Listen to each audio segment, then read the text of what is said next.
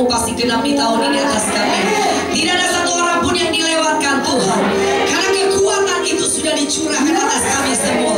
Oleh sebab itu malam hari ini Tuhan terus bawa kami, bimbing kami, ajar kami, untuk kami mengerti. Berikan kami hikmat Tuhan. Setiap apa yang harus kami kerjakan, yang harus kami lakukan, dan setiap apapun perkara yang diperhadapkan kepada kami di tahun ini, kami mau pastikan berjalan dengan Yesus. Kemenangan besar pasti kami terima bersama dengan Bapa, sehingga melalui semuanya nama Tuhan Yesus dipermuliakan.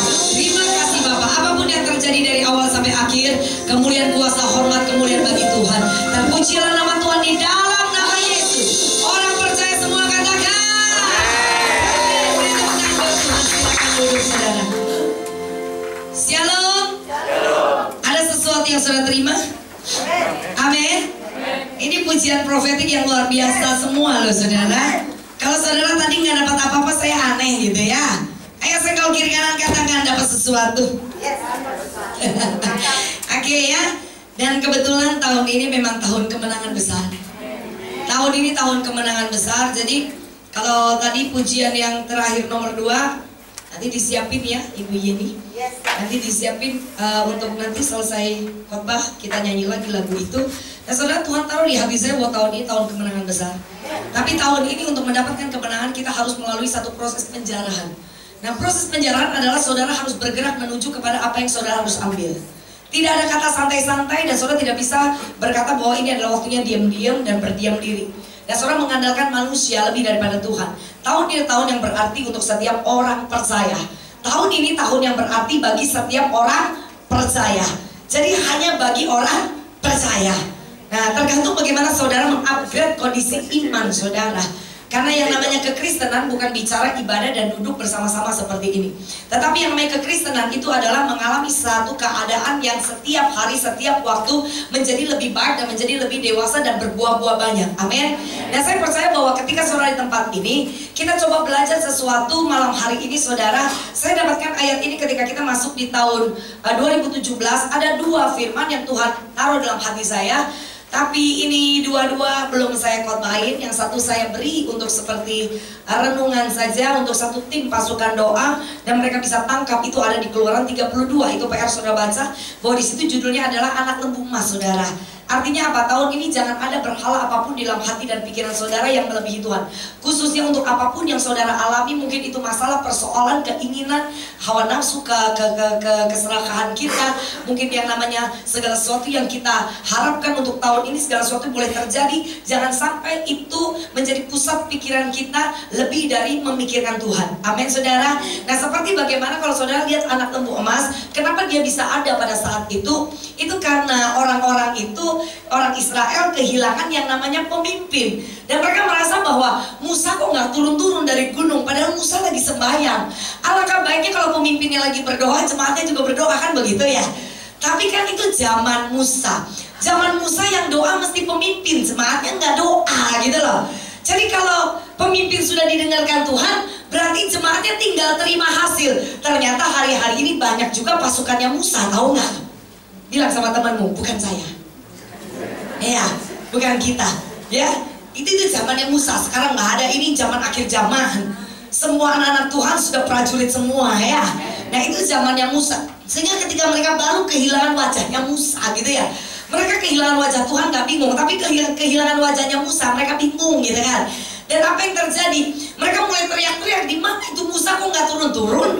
Kita di sini dibiarin, mau apa tuh dia gitu kan? Akhirnya muncullah wakilnya Musa gitu ya. Wakil Musa itu adalah Harun. Dan Harun akhirnya menghampiri mereka. Seharusnya Harun sebagai wakilnya Musa seorang pemimpin ya kan gitu ya.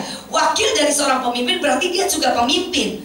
Mestinya pemimpin itu belajar menenangkan rakyat ya kan begitu ya. Tetapi apa yang terjadi? Mungkin ini pemimpin yang nggak mau susah. Coba bilang nggak mau susah. Ya, hari-hari ini banyak yang nggak mau susah. Jangan tersinggung ya. Para bapak-bapak biasanya kalau anak-anak udah ribut-ribut gitu sama dia, apalagi anak masih kecil, si bapak kan begini, aduh rame banget sih. Mama urus sono anakmu itu loh, urus sono. Padahal lo anaknya itu lagi lagi ngobrol dengan bapaknya, anaknya itu lagi istilahnya cari perhatian bapaknya, tapi si bapak kan nggak mau repot. Di sini nggak ada yang begitu, di sini bapak-bapaknya bapak baik semua ya. Gitu ya. Tuh bapak nggak mau repot, jadi dia bilang gini, aduh ngeribet nih anak-anak sumpok gitu ya. Akhirnya yang disuruh jagain itu mamanya. Hai sini loh mama, coba itu loh ambil anakku. Aku mau istirahat, stres gue dari tadi minta main ini. Ini orangnya nggak mau repot namanya ya. Padahal selalu tahu ketika seorang anak mendapatkan figur seorang ayah, dia bisa menjadi anak yang luar biasa. Apalagi kalau itu anak perempuan yang dekat dengan bapaknya, dan bapaknya bisa mengajarkan sesuatu yang baik dalam hidup anak ini dan mentransferkan teladan hidupnya. Anak-anak itu akan tumbuh menjadi anak-anak yang menguasai bumi bagi Tuhan loh. Jadi kadang-kadang kita jangan selalu merasa bahwa direpotkan. Coba senggol temanmu, katakan jangan merasa direpotkan. Ya, kita satu kali hidup itu perlu sekali-kali direpotkan. Jangan selalu minta yang enak-enak gitu ya. Nah, Harun ini termasuk pemimpin yang mungkin ya sudahlah daripada ribet gitu ya, dia cari jalan pintasnya aja. Tetapi ternyata orang yang selalu merasa direpotkan dan dia nggak mau repot, nggak mau susah, biasanya dia mengambil satu keputusan ya menurut dia simple, tapi banyak membawa musibah, banyak membawa hal yang tidak baik. Salah satunya si Harun. Saya mempelajari ini ketika waktu itu dalam doa tiba-tiba muncul Keluaran 32 gitu ya. Dan saya coba merenung waktu saya buka gitu. Saya baca judulnya aja saya nangis, tau nggak? Seperti saya tahu Tuhan sudah mau ngomong apa gitu loh. Seperti Tuhan mau ingatkan, awas ada anak lembu emas ya, Valen, awas ada anak lembu emas ya. Mulai sekarang kau harus bilang sama tuh jemaat, jangan sampai ada anak lembu emas di hati mereka. Anak lembu emas itu macam-macam loh saudara. Kalau yang dulu itu si Harun tiba-tiba bilang begini, yaudah gini aja semua emas kalian dikumpulin, kita akan buat patung ya kan. Jadi patung itu disamakan dengan Tuhan, dan mereka membawa persembahan di depan patung. Bukan membawa persembahan kepada Tuhan, membawa persembahan kepada patung anak lembu emas. Dan itu membawa kedukaan bagi hati Tuhan. Dan yang terjadi, Musa walaupun masih sembahyang, Tuhan bisa ngekat loh. Tuhan bilang, stop, turun, cepat turun. Loh kenapa Tuhan? Itu orang-orang Israel sudah rusak kelakuannya. Apa saudara? Rusak kelakuannya. Bilang sama temanmu, rusak. Karena banyak pemimpin model-model Harun gini loh ya. Banyak pemimpin-pemimpin model Harun begini, mengalihkan perhatian kita dari Tuhan, mengalihkan perhatian kita kepada Yesus. Ojo tersinggung ya. Sering mengalihkan perhatian kita dengan karunia-karunia roh, mengalihkan perhatian kita dengan yang namanya mujizat-mujizat. Dengar baik-baik, mujizat itu loh punyanya Tuhan, karunia roh itu loh punyanya Tuhan. Jangan berpaling dengan apa yang punyanya Tuhan. Mending kita berpaling kembali kepada Dia yang adalah Tuhan. Setuju katakan amin? Jadi tahun ini ayo kita berbalik supaya perkenanan Tuhan turun. Mungkin saudara berkata, emang ada ayat yang ada saudara? Coba saudara buka dalam Ibrani ya. Ibrani 11 ayat 6. Kita lihat di sini. Jadi tahun ini jangan sampai santai. Kalau nanti apa yang Tuhan sediakan buat saudara direbut orang lain. Karena yang namanya surga punya aturan, kalau saudara langgar, ya saudara gak dapat apa-apa. Tapi kalau saudara taati firman, maka apa yang menjadi janji akan diberikan buat saudara. Sebelum kita masuk di dalam Ibrani 11 ayat 6, saya akan bawa saudara untuk coba merenung gitu saudara ya.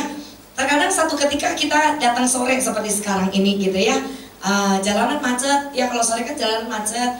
Terus kalau di lampu merah kita kadang-kadang mikir, lampu merah di sini kita belok kiri langsung ya kan gitu. Berarti kan kita udah jalan yang tercepat, udah cari jalan yang pintas gitu kan. Lewat sini aja, pasti nanti kita kalau lewat kirinya langsung belok, itu nggak macet gitu. Ternyata tetap macet. Saudara tahu kenapa?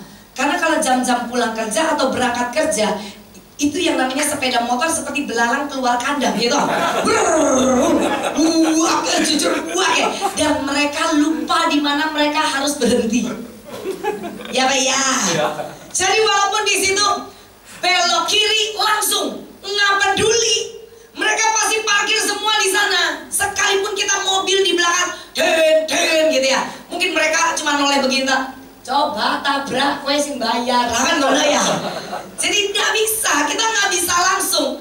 Nah kalau sudah kita dalam posisi mepet jam, aduh ini jamnya jalan, ini mestinya kita belok. Ini orang-orang kok di bel-bel cuma ngelirik toh gitu ya.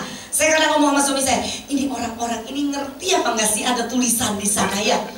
Nah, saudara tahu kenapa mereka bisa berhenti di situ? Saya curiga beberapa mereka itu buta huruf. Kalau nggak buta huruf nggak mungkin dong mereka nggak baca ya kan gitu ya. Nah ini pikiran paling muelek gitu ya, buta huruf. Nah tapi positifnya anggaplah mereka keburu-buru sampai nggak baca. Kalau nggak baca dimaklumi ya. Jadi kalau saudara nggak ngerti firman karena nggak suka baca dimaklumi. Oh ndablek kowe yo. Lah siapa yang suruh nggak baca firman? Anak Tuhan itu makanannya firman Tuhan kok gak dibaca itu loh. Berarti ndablek gitu ya. Dan ndablek njaluk upah. Kan gak bisa saudara. Nah itu yang pertama, ndak baca ya sudah. Jalanlah saya terus panjang jalan saya merenung. Kalau dia orang ndak baca ya ndak mungkin mau tiap hari lewat sana ya. Berarti yang kedua ini tipenya baca tapi tidak mau tahu. Ini bicara personil pribadi yang egois, mementingkan diri sendiri. Saudara tahu di dalam Ibrani juga tertulis dalam kitab Yakobus 3 ayat 16, nanti di rumah baca, bahwa kekacauan itu terjadi kalau ada di situ orang-orang yang punya iri hati dan mementingkan diri sendiri. Jadi kekacauan dalam keluarga akan terjadi kalau ada orang-orang yang suka iri, anak-anak 5 saling iri itu berantem terus pasti. Oh pancenya anak kesayangan papa, oh pancenya anak kesayangan mama, tukaran pasti. Makanya di sini udah tua-tua semua, tidak boleh iri.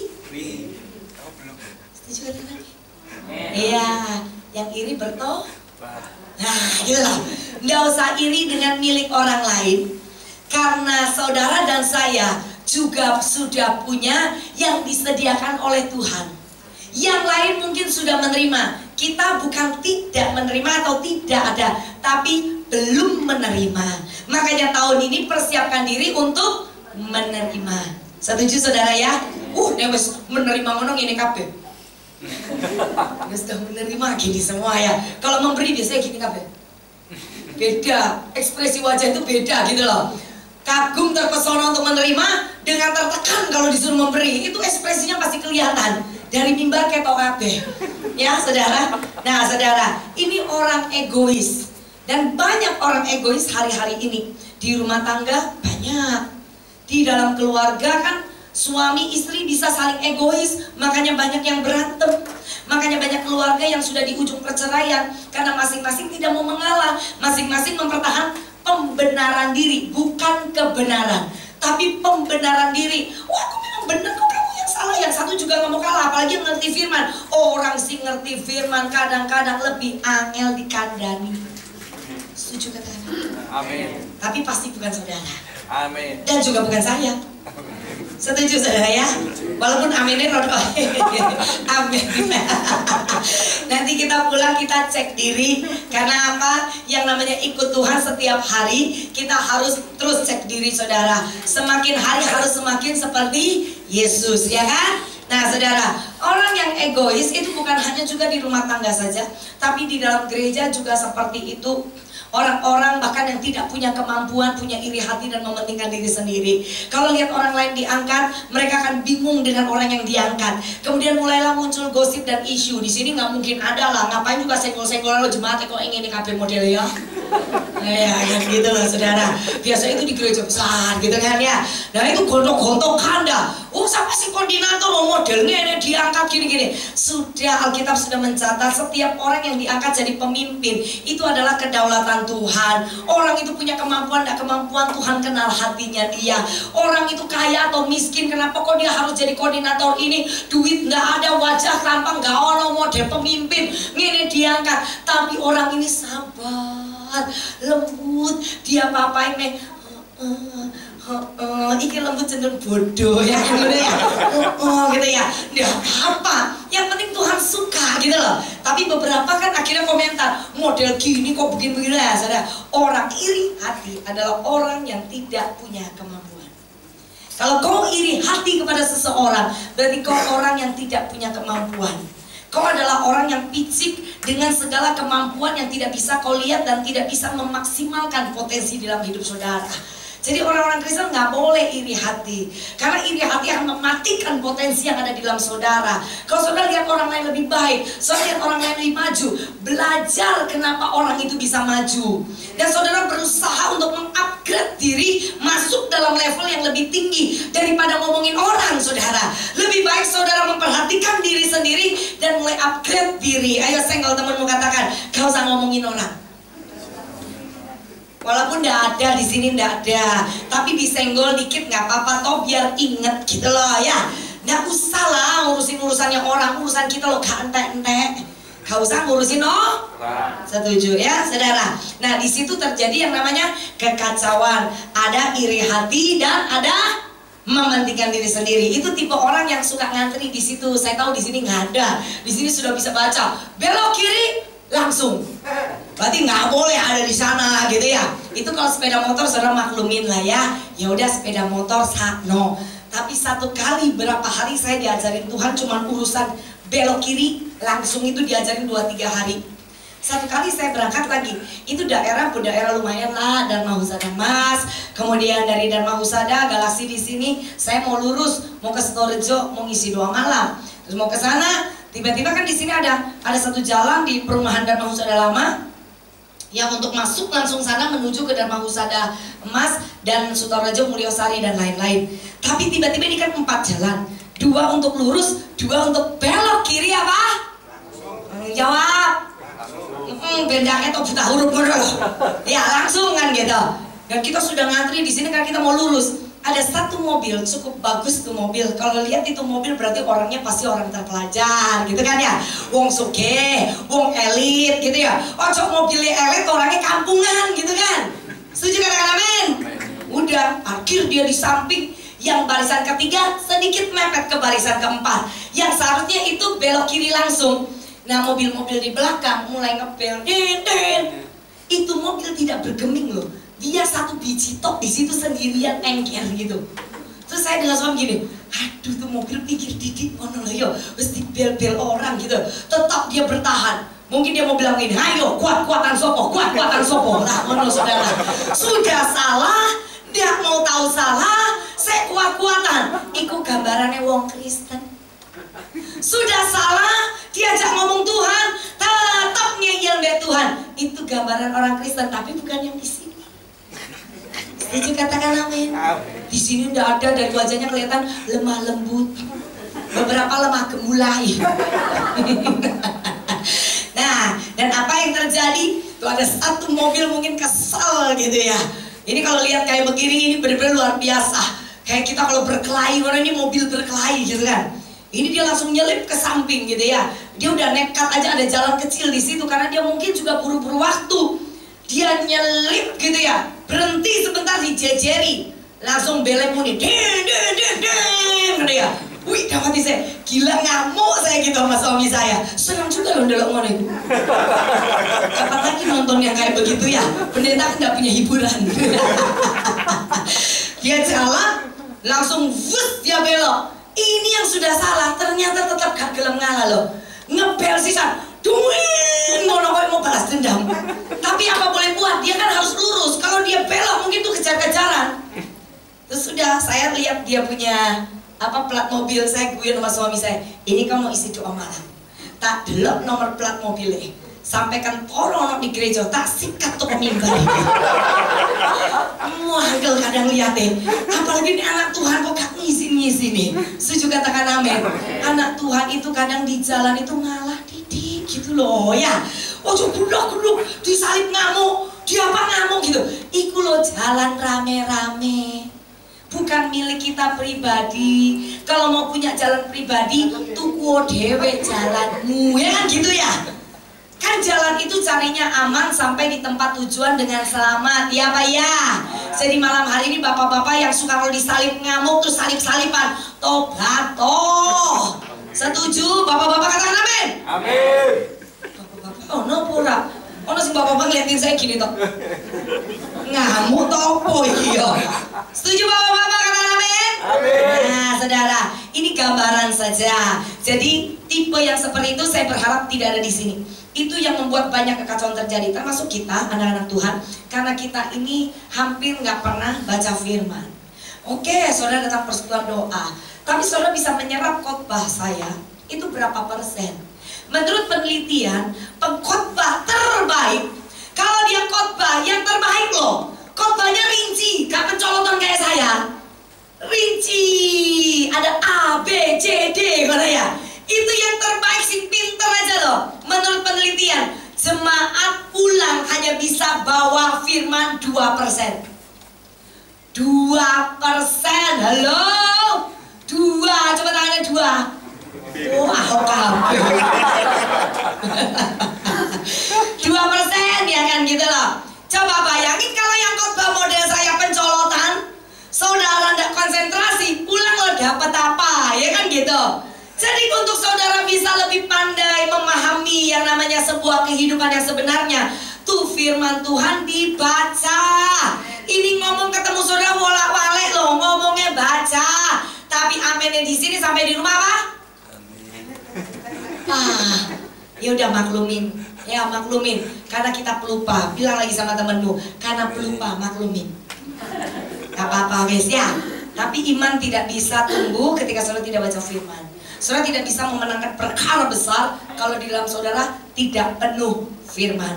Ayo kita lihat Ibrani 11 ayat yang ke-6. Yang saya tadi sebutkan buat saudara supaya perkenanan Tuhan turun. Apa yang harus Tuhan dapatkan di dalam kita? Salah satunya ini. Tetapi tanpa iman tidak mungkin orang berkenan kepada Allah. Sebab barang siapa berpaling kepada Allah, ia harus percaya bahwa Allah ada, dan bahwa Allah memberi upah kepada orang yang sungguh-sungguh mencari Dia. Hingga saudara baca satu ayat saja, terus saudara renungkan, itu loh isinya luar biasa, penuh dengan hikmat yang akan menguatkan iman saudara. Dan sesuatu di dalam roh saudara akan meledak-ledak tiap hari, pem pem pem, begitu saudara. Makanya orang Kristen nggak mungkin ada yang loyo kalau firman penuh dalam saudara. Apapun yang terjadi nggak akan menggoyahkan keadaan saudara. Apapun yang terjadi nggak mungkin wajahnya semua kayak Scooby Doo Mickey Mouse, nggak mungkin. Pasti semua begini, ya gitu lah. Ya bener ya, semangat tuh kamu yang loyo gitu gimana gitu. Ya, oke saudara. Dikatakan tanpa iman tidak ada satu orang pun yang bisa berkenan di hadapan Tuhan. Jadi butuh iman. Iman untuk mempercayai Dia sepenuhnya. Iman untuk membiarkan Dia berkarya penuh atas hidup kita. Iman bicara adalah menyerahkan seluruh hidup ini atas kedaulatan Tuhan. Kemanapun Dia mau pimpin kita, kita ikut. Apapun yang Dia mau kerjakan, kita harus setuju dengan Dia. Itu baru namanya iman. Dan di dalam segala perkara yang Tuhan bawa kita ke sana, seburuk apapun, kita mempercayai bahwa di balik segala yang buruk ada sesuatu yang terbaik yang Tuhan siapkan buat kita. Amin.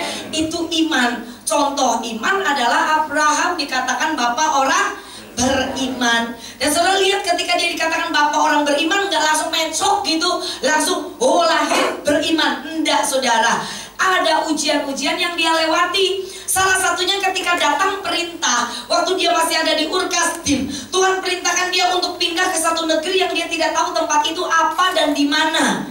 Tapi tidak ada komplain, tidak ada perdebatan. Yang penting Tuhan yang suruh Abraham melangkah. Dan ketika Abraham melangkah, saudara pikir dia berangkat sendirian? Dia berangkat dengan keluarganya. Salah satu dia punya istri namanya Sarai. Dan Sarai bukan wanita jelek loh.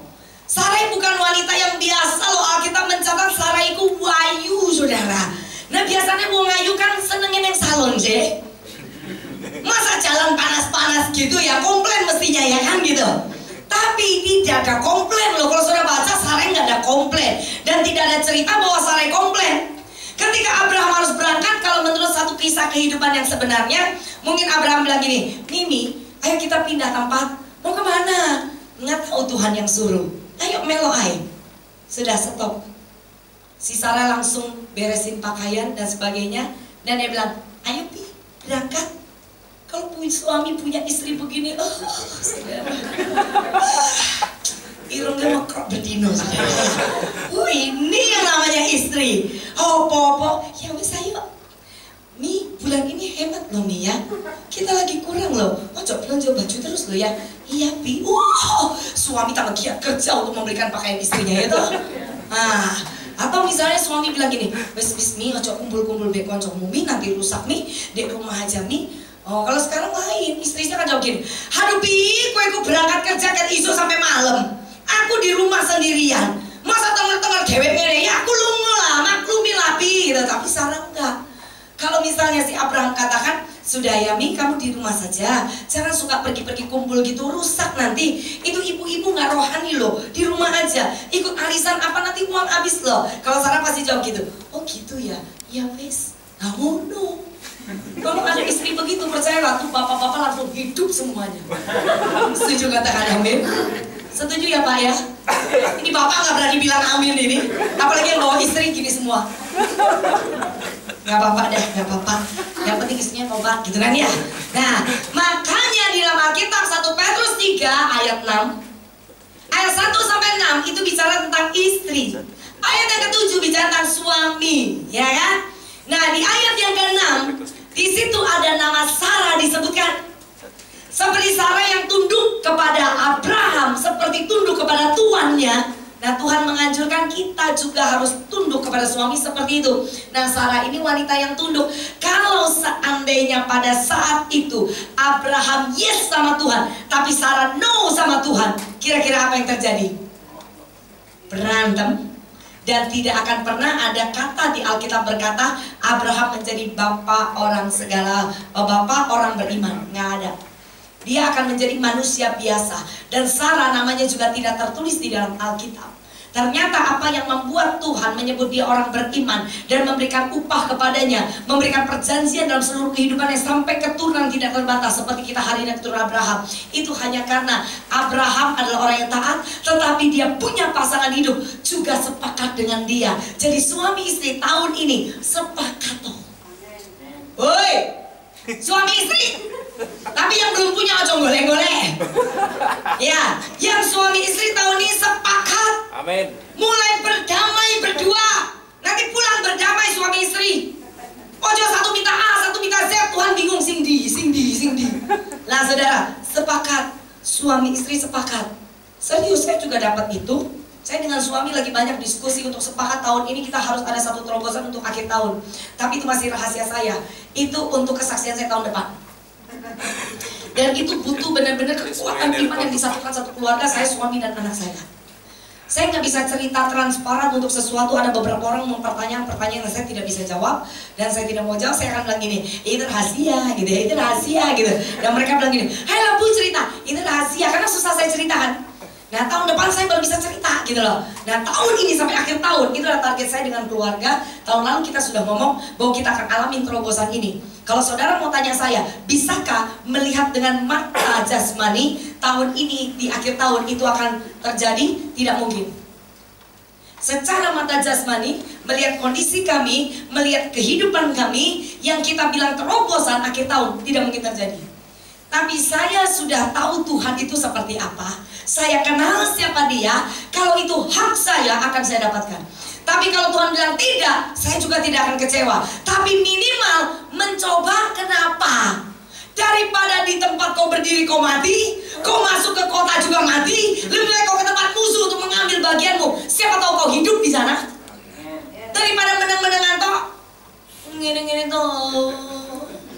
Oh gitu ya, tiap hari ngomel tuh menyanyi terus ya, tiap hari menyanyi ngomel terus gitu ya, mau tiap hari terus berdebat bertengkar juga, nggak ada yang terjadi.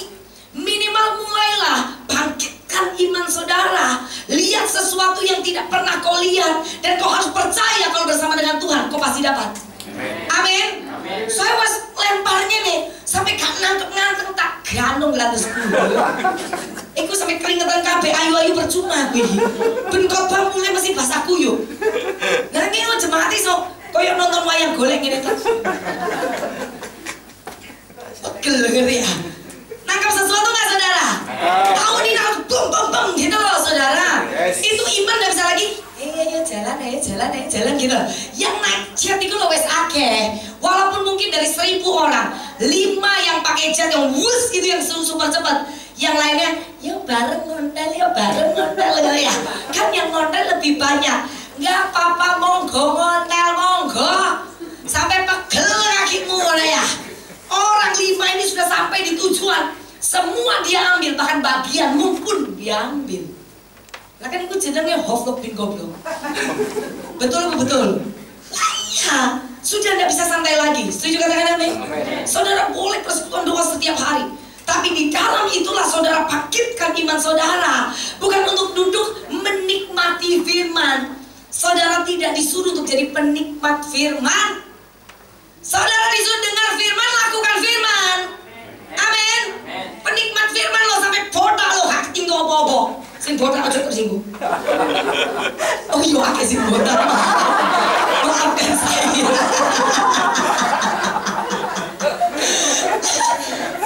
Maklumi guys, diatur iki. Iya. Amin. Kalau maksud apa-apa, sing botak-botak yang ganteng oh ya.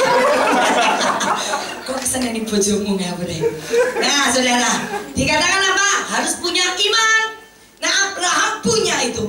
Dan Sarah mengikuti. Tapi di satu perjalanan, ketika Tuhan memberikan janji kepada Abraham, Tuhan kasih janji kepada Abraham bukan janji yang langsung kamu akan punya keturunan. Nanti saudara baca dalam Kejadian 15 ya. Di Kejadian 15 ayat 1, Tuhan datang kepada Abraham dan berkata, jangan takut. Nah, jadi ada satu kata yang pertama kali keluar dari mulut Allah kepada Abraham adalah jangan takut. Jadi tahun ini perlu nggak takut? Jangan takut. Sekalipun rasanya masalah yang kemarin masih ngikut di tahun ini, jangan takut. Saya lo bangkrut 8 tahun.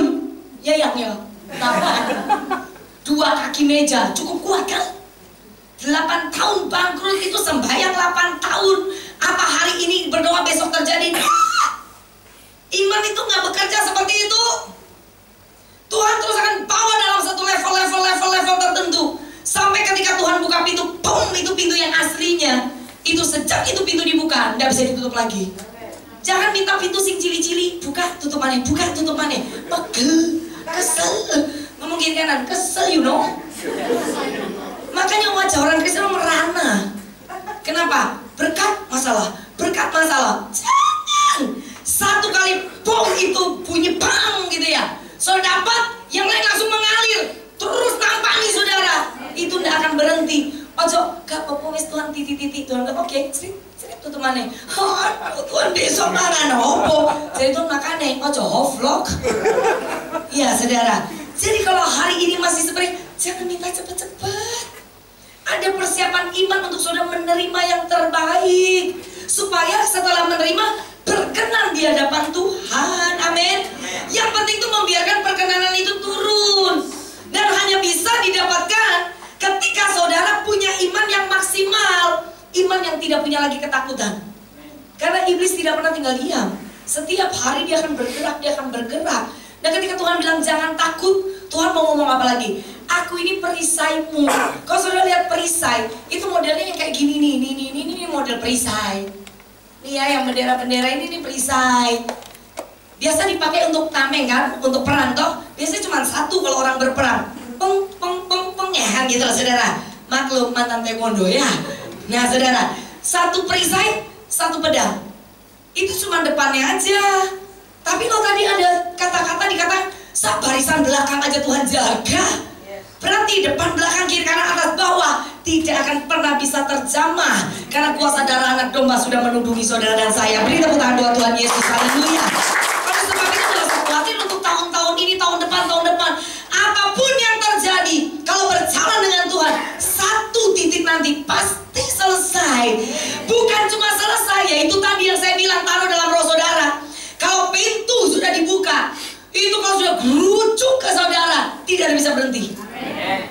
Nah serius, saudara nangkap apa enggak? Saudara nggak lihat perubahan saya ini? Udah tambah sanggulan aja gini ya. Saya mau potong laki rasanya.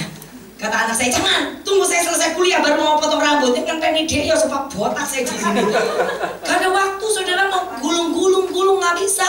Pagi pelayanan pulang sampai rumah, babus dulu, istirahat dulu, mau berangkat kelundung mana, harus kemeringat, gak usah gulung lah saudara. Dong soalnya pendeta kayak ini saudara ya. Biasa pendeta kan ayu ngono ya. tapi rasanya aku ya ayu gitu. Nah saudara, gue telat gue ingin. Nah saudara bisa nangkap ini ya, sesuatu kalau sudah terbuka, biarkan dia terbuka dengan sesungguhnya. Jangan paksa pintu yang belum waktunya terbuka untuk dibuka. Biarkan dia yang punya waktu, dia yang punya pintu itu, dia yang membuka pintu itu, yang membukanya. Kalau tangan Tuhan yang membukanya, kau udah asal atur bagaimana caranya, yang namanya doa-doa kita itu dijawabnya bagaimana, gak ngerti saudara. Yang penting biarkan perkenanan itu turun. 8 tahun aku bangkrut, bangkrut. Gak ngerti bangkrut, karena duit belas saudara. Tapi jujur tetangga tidak pernah tahu kalau saya tidak punya uang. Karena kalau keluar rumah saya begini, shalom. Sampai di kamar, ini gak apa-apa tuh. Yang penting hidup saya di luar itu orang lihat ada Yesus. Di kamar saya nangis kan di depan Tuhan. Tuhan bilang, Kak Popo, ele-ele kecintaan. Gue kan ngono saudara. Daripada ayu-ayu, haleluya, jadi Tuhan, sudah, busuk. Buat apa? Transparan sama Tuhan, keluar jadi berkat. Selama 8 tahun orang gak pernah tahu kalau saya ini gak punya uang. Kok baik mantep kowe ngene. Semua orang gitu, buka dompetku, 2.500, 5.000 siji kayak kolektor, gak percaya. Bener, sampai kadang-kadang itu tertekan dalam jiwa saya. Tapi saya tahu pasti pada saat itu kenapa gak dijawab. Nah, ternyata Tuhan memperbaiki saya dan apa yang ada di dalam saya. Bagaimana saya mempercayai dia kalau burung di udara dikasih makan, bagaimana saya dikasih makan. Bagaimana kalau orang-orang yang begitu tidak cinta Tuhan, yang jauh dari Tuhan, yang namanya anak bungsu yang terhilang aja ditunggu sama Tuhan. Bagaimana dengan saya anak sulung yang senantiasa rajin berdoa. Saya datang ke gereja, saya ibadah persekutuan doa. Saya anak sulung. Ketika Tuhan berkata kepada anak sulung, Tuhan berkata apa? Punyaku, punyamu. Punyamu, punyaku. Tak cekel nanti ya. Jadi berdoa, Tuhan kau ngomong loh ya. Punyamu, punyaku. Jadi ojo, kita tahan. Tuhan bilang, saya gablek gak usah. Kok tak kei, tapi saya ngerti. Punyamu, punyaku, punyaku, punyamu. Tuhan sudah ngomong untuk anak sulung. Saya tangkap dalam hati saya begini, anak bungsu aja hilang itu loh. Si bapak masih nunggu untuk memberkati dia. Bagaimana dengan anak sulung? Jadi saudara perlu takut dong saudaranya orang setia. Kecuali saudara setianya cuma pura-pura. Kalau saudara benar-benar setia, saudara anak sulung. Kalau anak sulung berarti apa? Punya bapak, punyamu. Setuju katakan amin? Berarti apapun yang kau perlukan sudah ada. Lah kok bingung sih? Ngomong lagi ke temanmu, jadi mulai dia inget wajahmu. Bilang kiri kanan, ngomong gini, ojo bingung mana? Setuju katakan amin? Apa kok iman embut,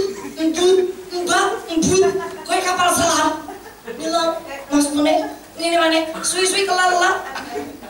Ya saudara, ayo iman itu naik terus sampai Tuhan datang dapatkan maksimal di situ. Perkenanan itu yang perlu saudara.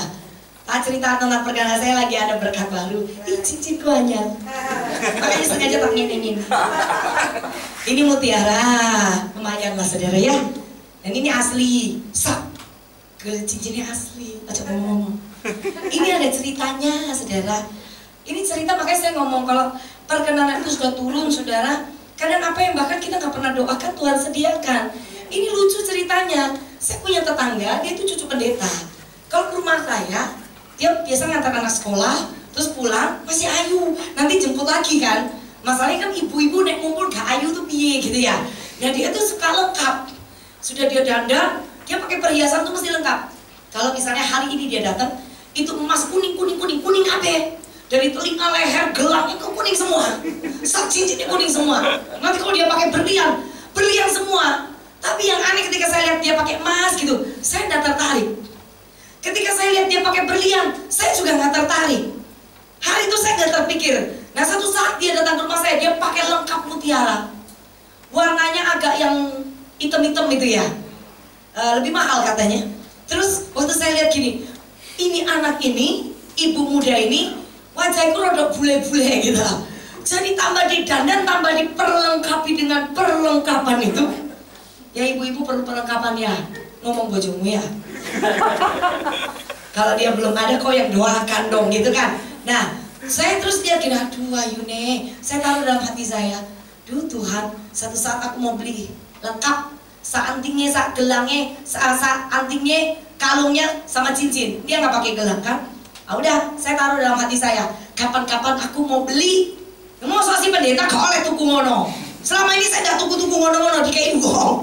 Jadi saya tuh pengen beli gitu loh. Saya bilang saya pengen beli gitu aja. Sudah, besok ya lupa saudara. Lo ngomongnya waktu pengen toh. Karena saya itu orangnya kalau pengen apa mesti langsung ngomong. Tuhan aku pengen itu, Tuhan aku pengen beli. Habis beli saya lupa saudara. Sungguhan, makanya biasakan diri ngobrol sama Tuhan. Pengen apa-apa gak usah ngomong ke saya gak bisa beliin saudara. Ngomongnya baik Tuhan.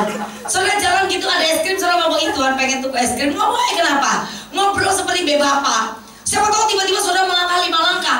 Tukang jual es krim bilang gini, bu, ibu dapat bonus hari ini 1.000. Terus saudara bingung, oh tadi pengen es krim, padahal gak pengen tuku. Pengen es krim tuh tapi gak pengen tuku. Es krimnya teko, kan keren gitu saudara.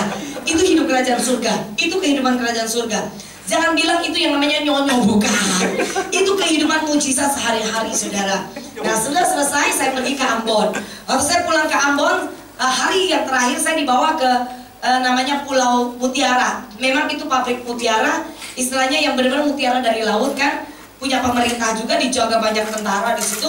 Nggak sembarang orang bisa masuk. Nah kebetulan ini bapak yang ngajak saya pergi ke sana, dekat dia itu sepupunya dia gitu loh.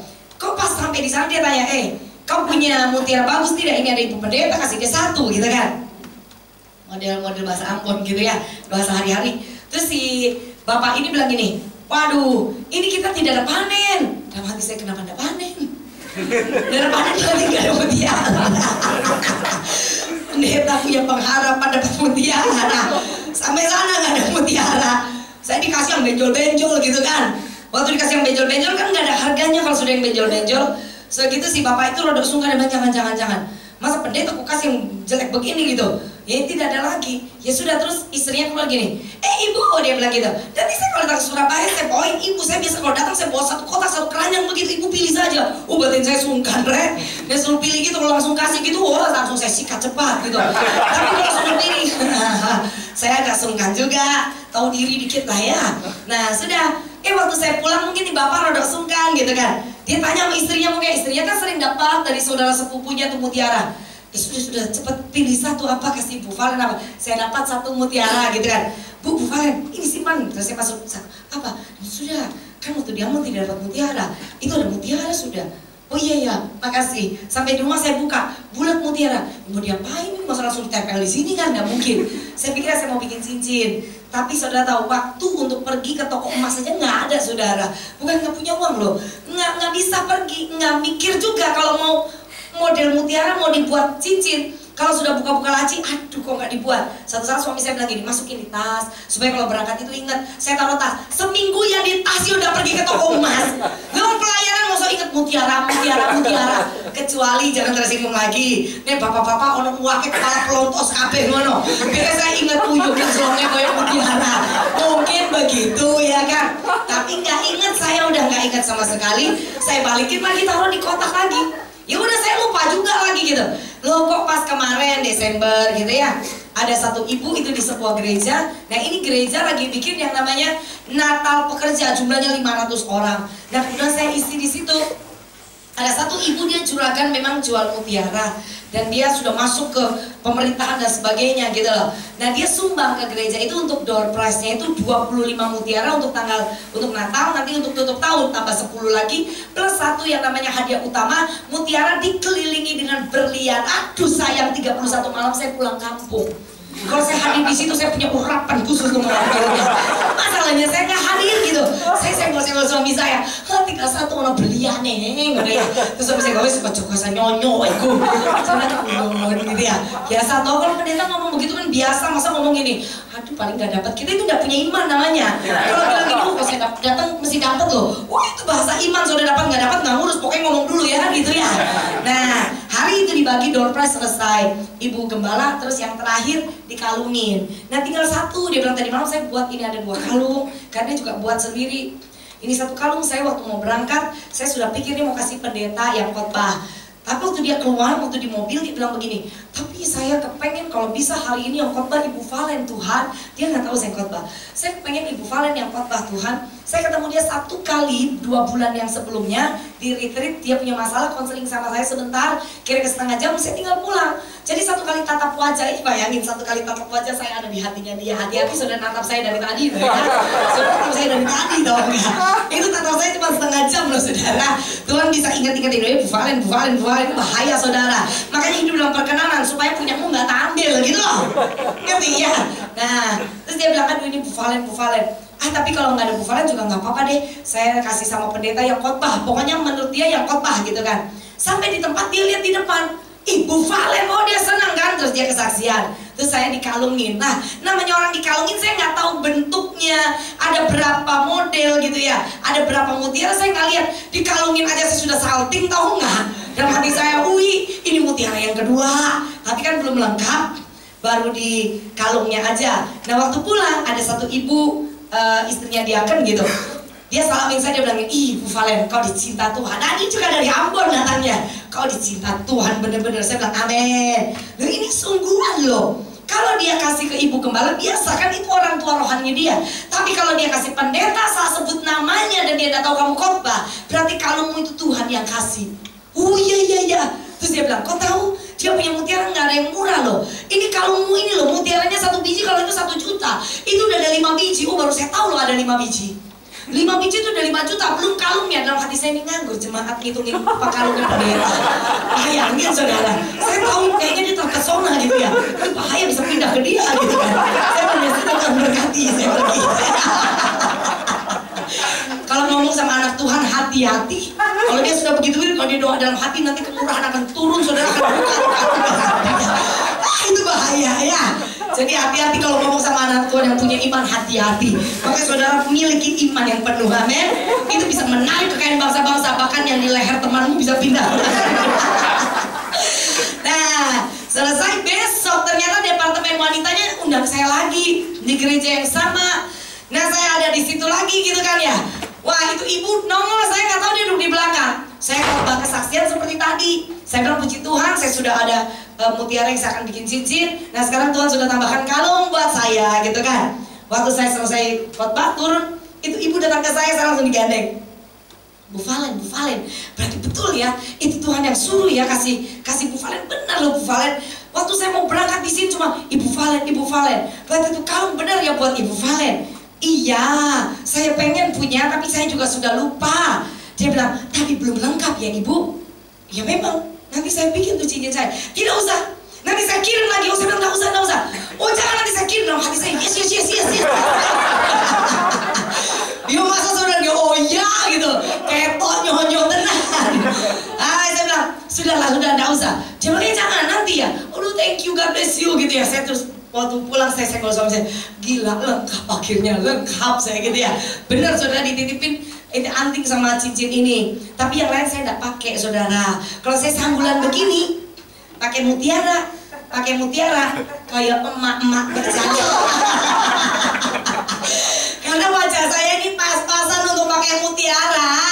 Kalau nanti rambutnya kayak singa begitu ya, terus wah gitu ya, baru saya pakai nak ketok saudara. Nek pakai sudah tak coba. Aduh, aku kayak banci tak Anda gitu. Apalagi pencilaan begini. Di sini mutiara, oh melakukan delen gini saudara. Kalau ini kan lumayan saya ngene saya ketok saudara ya. Cincin kan tidak pengaruh, kalau di wajah ini pengaruh. Bilang kiri kanan, makanya dandanku lihat wajahmu. Kadang-kadang orang templok gak karu-karuan malah jadi aneh, miring kanan miring kiri gitu ya. Ono emak wis 60-70 tahun ngono lemu maneh lali wis tua, cucune pakai mini dia mel mini saat di mall cepet kabeh ngono ya. Sampai jare koko kadang-kadang gini, lho iku Pak umur piro yo? Embun lho tak gigine wis entek kabeh. Karuan ngono. Yo ngono sing gak ngerti karena mau modis tapi lupa umur. Nah, kita jangan begitu, tampil apa adanya lah ya. Saudara mau dandan silakan. Yang penting pas gitu loh saudara. Nggak usah ikut model. Kadang-kadang orang ikut model kalau nggak pas dengan wajahnya kayak orang meriang, ngerti ya. Ada orang yang juga semir warna kuning nggak cocok, disemir-semir karena lagi musim toh. Waktu jalan orang katanya gini karena tipes ya. Dia bingung kenapa? Ya itu loh, kok kayak ketok pucat gitu, ternyata pengaruh rambut. Jadi kalau sudah punya rambut hitam nggak usah macam-macam. Jangan bilang bojoku itu asli. Oke, setuju katakan amin. Jadi perkenanan itu turun. Nah jujur saudara, saya sudah lupa. Saya kepengen beli itu mutiara, saya sudah lupa. Tapi kita punya Tuhan tidak pernah lupa. Padahal cuma ngomongnya plostok. Nah itu saudara, ayo miliki iman yang benar-benar penuh menempel dengan Dia. Jangan lagi ragukan Tuhan.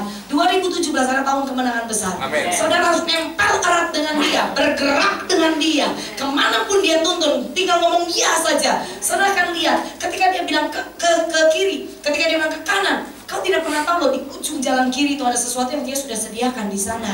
Jadi jangan tarik-tarik Dia ke kiri atau ke kanan sesuka-sukanya kita. Biarkan Dia pimpin kita mau kemana, Dia pimpin kita kemana, ikut aja Dia. Nanti toh sampai di tujuan. Setuju katakan amin? Kalau saya tanya planning hidupnya Ibu Valen apa? Saya punya planning hanya untuk menjadi berkat. Terus nanti pelayanannya bagaimana? Saya nggak mau tahu dalam pikiran saya. Ibu nggak pengen buat KKR dan sebagainya. Nggak ada dalam pikiran saya. Kalau Tuhan suruh nanti suatu saat akan mendadak Dia akan bicara. Tapi untuk saat ini saya tidak mau planning-planningkan sesuatu yang saya anggap itu benar. Tapi kadang-kadang menghabiskan banyak uang tapi nggak ada hasilnya. Saudara datang KKR, pulang, belum hilang apa? Tapi itu yang namanya KKR itu habisin uang banyak, tahu nggak? Kenapa nggak bikin rumah doa saja? Kenapa nggak saudara bikin rumah doa saja? KKR biasa euforia, beberapa orang terjamah tapi lebih banyak yang tidak terjamah. Nah, ada orang-orang yang disuruh diperintahkan khusus memang Tuhan yang suruh. Itu akan benar-benar menjamah semua orang. Itu kalau Tuhan yang suruh. Tapi kalau kita cuma sekedar kegiatan-kegiatan yang kita buat, itu kadang-kadang banyak melelahkan dan banyak buang uang, saudara. Dan mulai hari ini belajar teliti, belajar benar-benar ikut tuntunan Roh. Setuju katakan amin? Sarah ketika dia mulai oleng dalam imannya, ketika Tuhan memberikan yang namanya janji kepada Abraham, dikatakan apa tadi? Jangan takut, aku adalah perisaimu. Nanti saudara baca di ujungnya lagi di ayat 1, dikatakan upahmu sangat besar. Upah karena ketaatannya dia. Nah waktu upahmu sangat besar, ketika Tuhan kasih bilang aku akan memulihkanmu, saudara akan pikir, pulih yang mana Tuhan? Ya kan gitu. Abraham juga mikir ketika Tuhan bilang upahmu besar. Abraham juga mikir dong, upah yang mana? Tuhan mau kasih upah yang mana? Ya kan gitu ya. Sese, ini jam berapa? Kita selesai jam berapa? 8:30 mestinya ya. Jam 9 gak apa-apa ya. Ini ngomongnya belum mari soalnya. Setuju ya? Belum lapar kan? Nah, nanti kita makan sama-sama. Tapi bayar dewe-dewe. Nah saudara, itu kata upahmu sangat besar. Nah kalau saudara dikatakan upahmu sangat besar, saudara kan taruh dalam hati, upah, aku percaya upah. Tapi kan ada yang saudara butuh itu yang urgent. Mana yang benar-benar saudara inginkan? Matius 7 ayat 7 katakan apa? Mintalah maka kamu akan diberi. Satu waktu belajar untuk curhat sama Tuhan dengan jujur. Apa adanya yang sedang kau alami hari ini. Jujur saya katakan, ini saya lagi konseling banyak orang di HP karena saya nggak bisa ketemu dengan mereka. Calling juga mereka, kadang telepon saya di posisi saya di jalan atau pelayanan. Jadi itu SMS panjang, saudara. Saya kadang kepengen kasih jawaban ke mereka itu saya juga nggak tahu. Saya hanya selalu akan mengarahkan mereka kepada baca firman. Kadang saya bilang kamu buka YouTube, lihat yang ini, terus yang ini, supaya kamu kuat. Terus coba kamu berdoa, cara doanya seperti ini. Cuma itu kembali kepada siapa? Kembali kepada Tuhan. Alangkah baiknya dia bisa curhat sama Tuhan. Dan Abraham berkata apa itu di ayat yang keduanya? Nanti sudah baca ya, Kejadian 5 ayat kedua. Abraham ngomong apa sama Tuhan?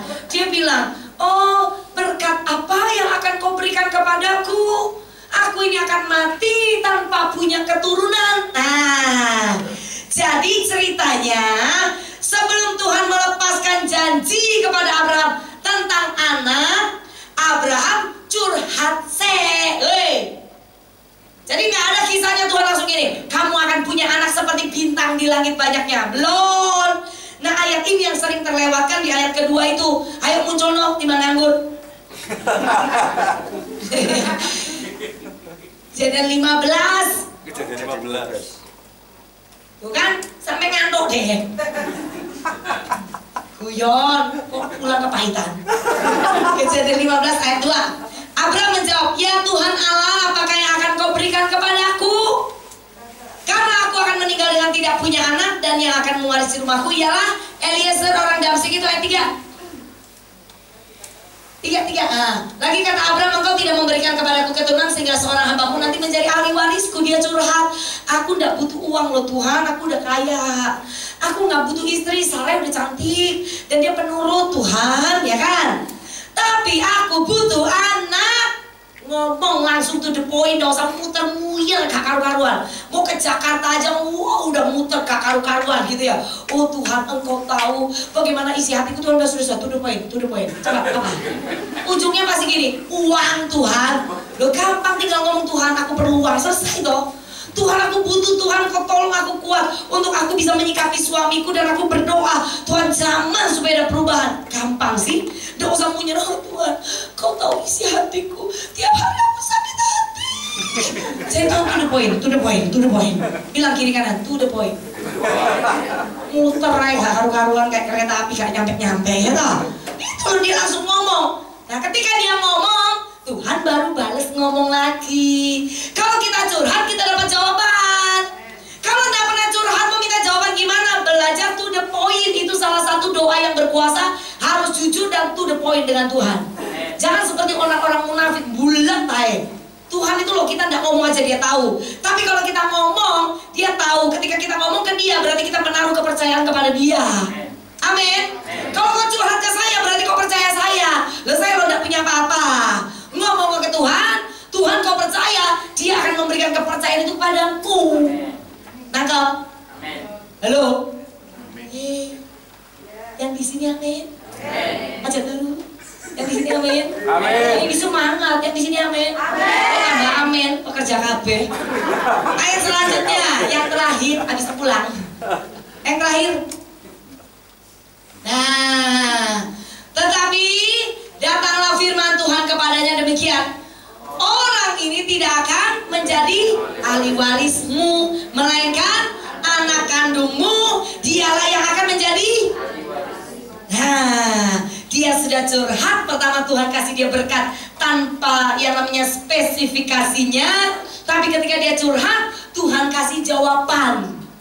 Ketika Tuhan kasih jawaban, Tuhan ngomongnya simple. Udahlah, nggak akan Eliezer jadi ahli warismu, tapi anak kandungmu sendiri. Ini hanya butuh kita bilang yes, aku percaya. Alasan apapun jangan pernah dikeluarkan. Dan Abraham tidak mengeluarkannya. Abraham tidak bilang begini, sekta Tuhan 75 musuh sama anak mana.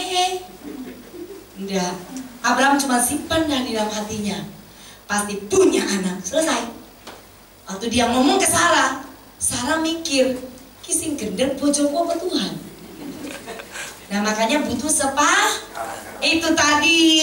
Kalau suami sudah punya iman, istri jangan runtuhkan. Kalau istri sudah punya iman, suami ojo runtuhkan. Kau tidak percaya pun harus setuju, coba ikat bersama dalam doa. Toh nanti imannya bisa transfer. Daripada gontok-gontokan berdebat dan bertengkar sampai kiamat kaido popo. Setuju? Nah saudara, dan ternyata Sarah nggak sepakat imannya dengan Abraham. Apa yang terjadi? Kejadian 16, dia ambil Hagar, dikasih Abraham. Waduh, ini istri Ciami, menolong suaminya dan menolong Tuhan. Ini kan namanya juga istri adalah penolong. Biasa istri kalau sudah kurang uang gitu ya, dia bukan bilang begini, wes Pak tenang aja, kita sembahyang, nanti Tuhan buat terobosan. Biasa istri bilang gini, Pak pikir ono Pak utang sopo Pak, ayo Pak pikir ono utang sopo, besok mangan opo, mari bojomu tak ada nih, utang sekarang utang. Karena istrinya tidak pernah sepakat imannya, ya Pak ya. Ini bapak-bapak guyu ini, berarti banyak istri yang ayo Pak utang tonggo Pak, utang bosmu Pak, suaminya berbulan ngene-ngene kejet ya, bojone tetap seger ya. Jangan sepakat, nanti ambil keputusan yang salah. Hagar ini loh dikasihkan ke Abraham. Nah Abraham ini juga tipe memang orang beriman, tapi nyonyok. Lu sudah tahu lo gak bener apa dilahap, ya Pak. Lu kata istriku boleh kawin lagi ya Bu? Oh tak pelintir kan. Kata istriku boleh kok. Lah istrimu salah lapor di Melo gitu kan ya. Akhirnya tidur dengan Hagar, lahirlah Ismail, ya kan? Nah lahirlah Ismail, itu satu kebenaran atau satu kesalahan? Kesalahan. Nah kesalahannya akhirnya Ismail jadi anak tertolak kan, jadi anak yang terbuang. Kasihan hidupnya, penuh dengan amarah, penuh dengan emosi. Alkitab berkata seperti keledai liar. Salah sopo, salahnya Sarah mengambil keputusan, akhirnya melukai banyak orang. Jadi stop saudara, ini tahun dimana tahun benar-benar harus sepakat dan beriman. Enggak waktunya lagi memikirkan kepentingan diri sendiri, karena kekacauan akan terjadi di sana. Saya udah bahas semua itu dari awal sampai sekarang ini. Sebentar lagi kita selesai. Nah saudara, coba tangkap. Tahun ini kalau mau menuju kepada kemenangan besar, banyak hal yang saudara harus kerjakan, terutama di dalam rumah saudara, terutama dalam kamar doa saudara, terutama mengupgrade iman saudara, terutama hubungan dengan Tuhan diperbaiki dan terus diperbaiki. Pengenalan akan Tuhan dan firman terus diperbaiki. Karena saudara akan ketinggalan. Saya jadi hamba Tuhan pun tidak mau ketinggalan. Kalau orang bilang ibu sudah enak, belum. Masih banyak hal yang saya harus kerjakan. Saya tidak untuk mendapatkan uang, bukan untuk mendapatkan kejayaan atau popularitas, bukan. Bagaimana saya itu mengupgrade kerohanian saya, supaya apa? Pengurapan itu baru setiap hari. Jujur saudara, bendino khotbah saudara, ada masa titik lemah loh saudara. Tadi malam saya khotbah di satu tempat, pulang seperti tidak penjara. Anak saya ikut. Saya bilang, mama aku rasa tidak penjara malam ini ya. Dia bilang apa? Iya mah, khotbahmu titik bulat. Nah anak saya itu pendeteksi yang bagus, karena dia kalau nangkap firman, kalau saya dahsyat dia pulang bilang, dahsyat mah, ciami mah, lo dia pujian. Nih saya elek dia ngomong, iya mah, bulat mah, ini kecapean kita langsung pulang tambah lesu saya. Terus dia bilang, mama jangan sedih mah. Saya bilang nggak bisa. Mama kalau merasa sudah tugas nggak nyampe, mama salah sama Tuhan. Nah, terus anak saya tanya gini, apa itu berarti mama berdosa sama Tuhan? Enggak. Tuhan tidak mungkin buat itu menjadi sebuah dosa dan hukum mama. Tapi mama punya tanggung jawab sama Tuhan. Saya jadi hamba Tuhan punya tanggung jawab sama Tuhan. Tidak ada tanggung jawab dengan saudara. Jadi kalau sampai saya sekarang ini khotbahnya gak mari-mari, itu tanggung jawab saya sama Tuhan. Karena beberapa saudara belum mudeng. Tak mudeng, mau sampai mudeng baru kita pulang. Ngono loh saudara. Karena saya tanggung jawabnya sama Tuhan. Kalau semua anak Tuhan revival, kerajaan Allah kan hadir ke atas bumi ini. Amin. Yang penting itu kan urusannya hatinya Tuhan. Bagaimana mengerjakan untuk Tuhan senang. Urusan lain kita gak usah pikir. Kalau urusan saudara-saudara pikir, Tuhan gak bisa mikirin. Kita harus mikirin urusan yang dia pikirkan, yang ada di dalam hatinya dia. Urusan kita, dia yang selesaikan.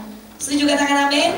Jadi pikirkan apa yang Tuhan kepengen dari saudara. Berikan semuanya buat Tuhan. Jangan nanti seperti Sarah mengambil keputusan yang salah, memberikan Hagar. Dan masalah itu terjadi sampai hari ini dengan sebuah keputusan. Sebab anak tertolak selalu butuh pengakuan. Jadi saudara jangan marah dengan Ismail. Kita ini Ishak, jangan marah sama Ismail. Berdoa, lepaskan berkat. Karena Ismail itu atas kesalahan Sarah. Dan yang harus bayar harganya kita. Berdoa supaya saudara dari Ishak mendapatkan perkenanan Tuhan, mendapatkan kasih Bapa. Nah kalau sudah dapatkan kasih Bapa, kan dunia tenang, aman, damai. Nah saudara ini loh, keturunan Abraham dan Ishak kan gitu ya. Kenapa kita kok lah yang bulat, yang jadi jahat? Kita ini yang mestinya yang punya kasih melimpah karena punya Bapa, kan begitu? Nah kalau kita punya Bapa, berbagilah kasih Bapa kepada orang lain. Terutama dari kesalahan Sarah ini, kita mulai berdoa. Karena Indonesia butuh doa saudara. Bangsa ini butuh doa kita. Surabaya butuh doa kita. Gereja butuh doa kita. Kita tidak hanya bisa berdoa untuk diri kita sendiri, tapi kita juga mulai belajar untuk mendoakan orang lain. Sebab ketika kau menjadi berkat, kau akan diberkati. Konsepnya bukan aku diberkati dulu untuk menjadi berkat, tapi Alkitab selalu berkata menabur dulu baru menuai. Jadi berdoalah untuk orang lain lebih banyak, baru doa untuk dirimu sendiri.